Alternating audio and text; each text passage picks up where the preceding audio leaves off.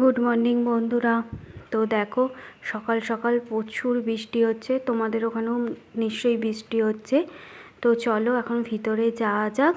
আর আজকে বিকালবেলা দেখো হবে চিলি চিকেন, তো সেটারই প্রিপারেশান করা হচ্ছে। কিছুটা ভাজা হয়েছে, ম্যারিনেট করা ছিল, আর কিছুটা দেখো এখন এখানে কড়াইতে ভাজা চলছে।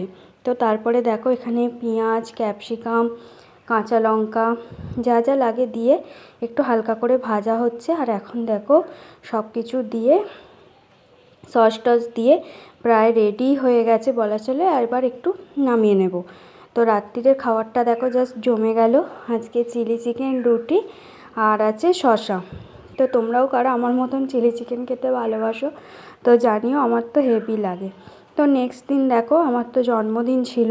সেই দিন মা তো এখন ভোরবেলা স্কুলে যায়, সেই জন্যে একটু রান্না টান্না করতে অসুবিধা। আজকে দেখো হয়েছে বিরিয়ানি, আর আছে পায়েস আছে, তারপরে চিলি চিকেন আছে, মিষ্টি আছে আর আইসক্রিম আছে।